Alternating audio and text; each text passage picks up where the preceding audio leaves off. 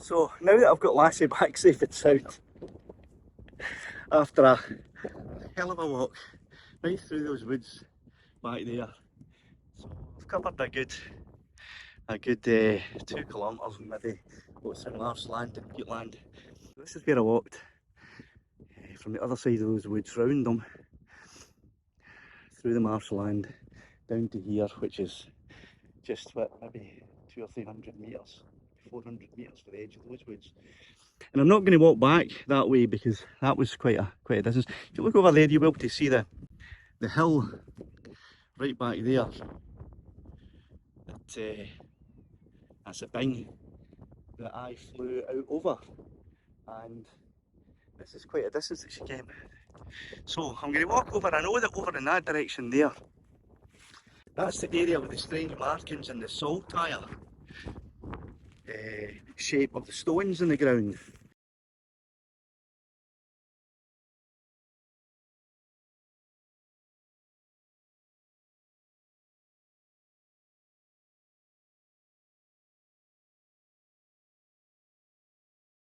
That's the area with the strange markings and the saltire.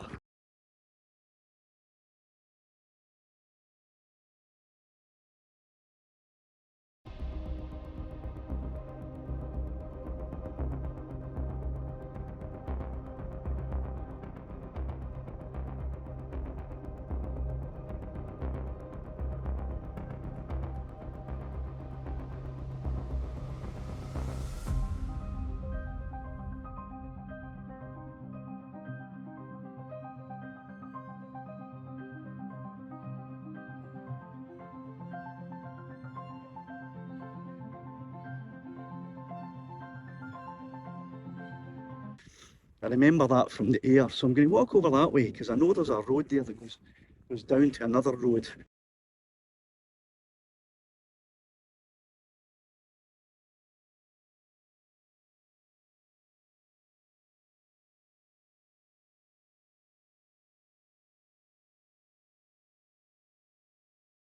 Which means that I'm going to have it's about a 3, maybe even a 4 kilometre walk back to where the car's parked. Because the car's parked as the crow flies 2 kilometres that way. But I'm going to have to walk all the way around the road, which is going to at least double that distance.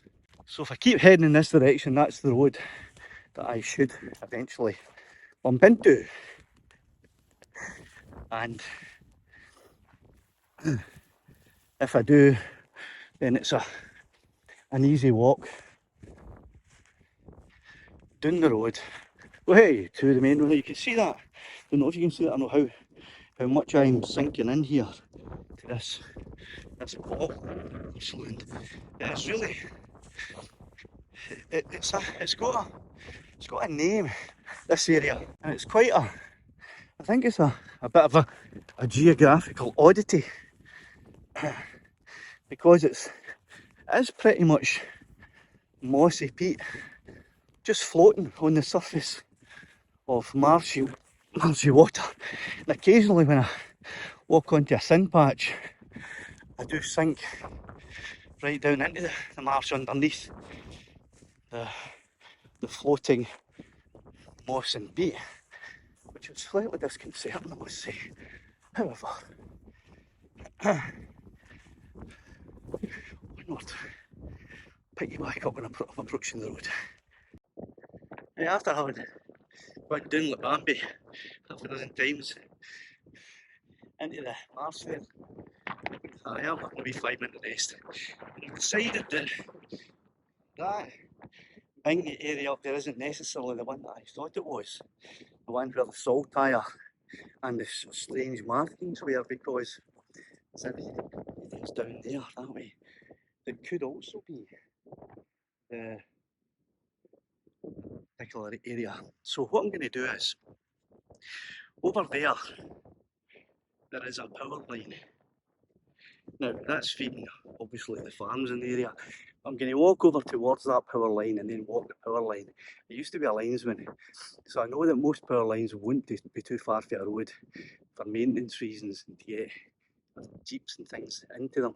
So I'm going to walk towards that power line, which I reckon is about maybe 3/4 of a kilometre away. I'm going to walk down the power line until I meet the road. I know I'm going to meet a road at some point because there is a farm just over the distance there. The power line will be running to that. So at some point there's going to be a road that leads up to the farm, and obviously that is a main road that will lead me back to, well, the road, and it's now going to be about a 5 or a 6 kilometre walk back to the car. But hey ho, it's a lovely Scottish summer day and I'm not complaining, just feeling a wee bit tired. Right, this gate's not open, so just going to out of the gate.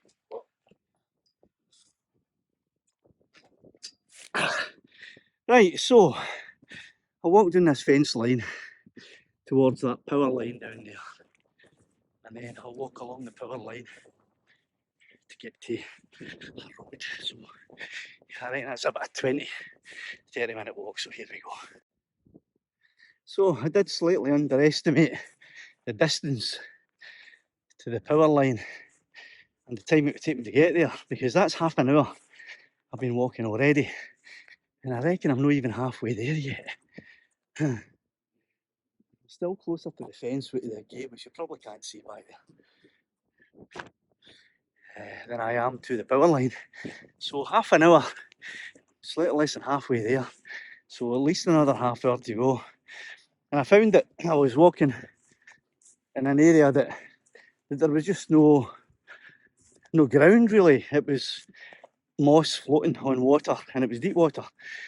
So I did go in a few times, maybe up to my knees, and then decided that I'll cross over the fence and move right next to the tree line, because obviously if I walked in the tree line there's not going to be much water, because the roots of this is a wee forest here, and the roots of this wee forest, or rather the roots of the trees in this wee forest, will soak up most of the water that's close by, so at least the ground's a lot firmer underfoot.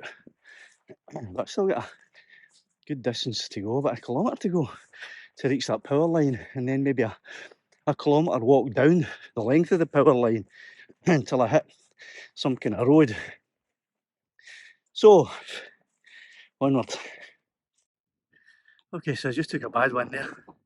Took a tumble into that area and right in up to here. And of course I had my controller attached to my phone at the time, and it was completely submerged. So it's now full of water. And it was turned on at the time because it was charging up my phone. So I switched it off straight away, but I mean, like it's dripping water, completely submerged, full of water. So I will try and obviously dry it out when I go home, but my hopes for that surviving aren't too good. So like I said, it's just moss floating. Now that's at least 4 feet deep water, which I just crashed right into. So still a distance away from the power line. And that's another half hour I've been walking since I was last on. And it's the terrain that's keeping me so slow, because it's so boggy underfoot that I'm only covering about, I don't know, 1 metre every 10 seconds. About a metre every 10 seconds. So it's taking me some time, and I'm still got a distance to go and through more marshland, so I'm not starting to get worried or anything, but I can feel my energy reserves. I mean, I'm in the red power energy reserve at the moment. I don't have any water or any energy bars or drinks or chocolate or anything like that with me. So all I can do is continue onto that power line and then walk down it, and hopefully I can make it. If not, you'll be seeing this video in probably a couple of years' time if anyone ever finds it. So here we go. So another 15-minute walk, and another little bit closer to the power line. With no more massive mishaps along the way, but my energy is almost depleted. I'm just focusing on getting to that power line, because once I'm there, I'm hoping that things are going to get a wee bit easier. So here I made it to the power line. and now I can walk down the line there. I'm sure I'll come to a road close to that farm. But things aren't any better because the terrain along these lines, I'll just show you, the terrain is just as bad as far as moss, peat floating on top of water. That's all it is. I'm going to walk along that tree line there, because at least that way there's a possibility that the ground will be a wee bit drier, because once again the roots of the trees should soak up some of the ground water. So walk down the tree line and hopefully eventually come to a road. Can't be far now. Onward.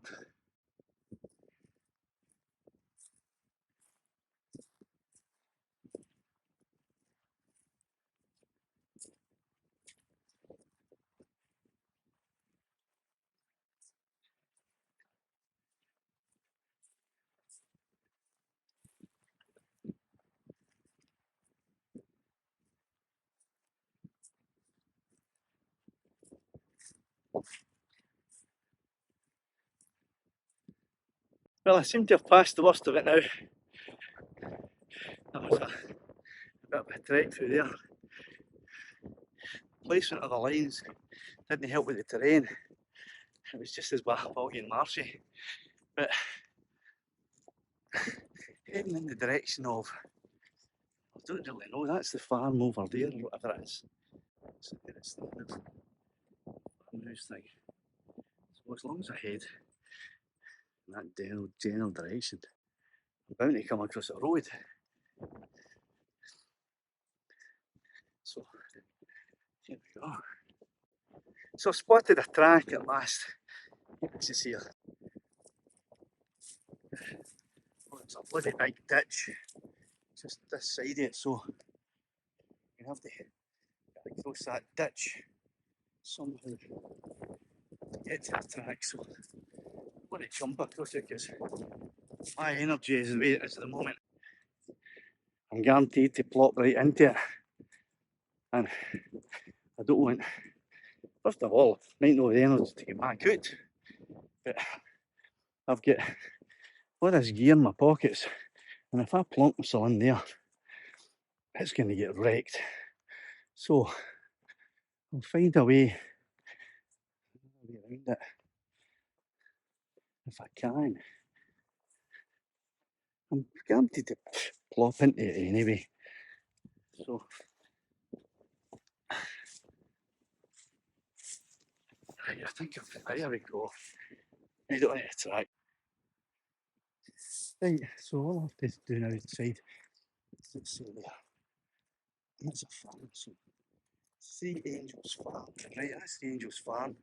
So if I go down this road, this will take me to obviously a main road that I can find my way back, which I'm pretty sure at this point is about an 8 kilometre walk back to the car, but at least it'll be on solid ground. So that's one thing. So let's head down to a main road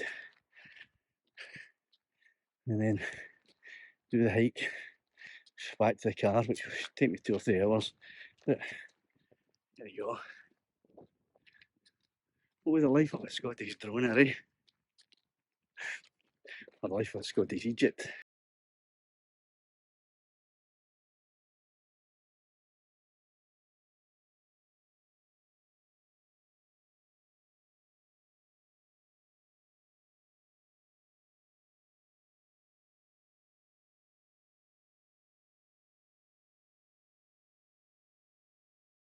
So I'm heading to the nearest village, which is 3 miles away from where I am just now, according to Google Maps.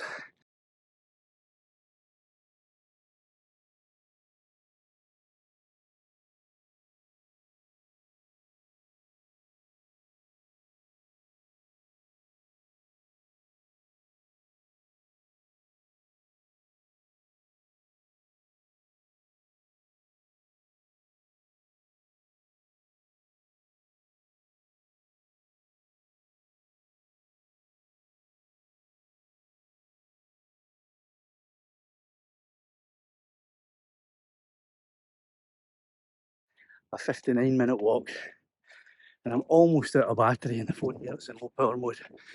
So I have phoned my wife and asked if she can come to this village called Sorn and pick me up.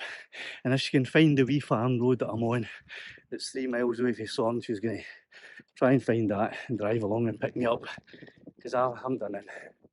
And my car is parked probably about 6 miles away from Sorn.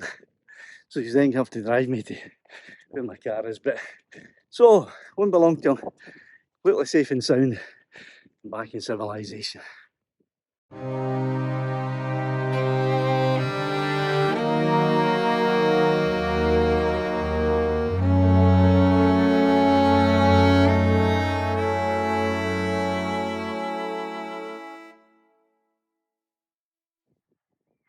So I think that's Sorn down there. Which to me, when I'm walking towards 2 miles away, still 2 miles to go. So obviously I've got to follow the road now. And if my wife manages to find this road, and I've shared it on Google Maps with her, so she might find this road and come and pick me up before I hit the wee village. Almost there. And so my valiant warrior princess arrives to my rescue to take me back home, thank goodness, because I couldn't walk another step. And we're out of here.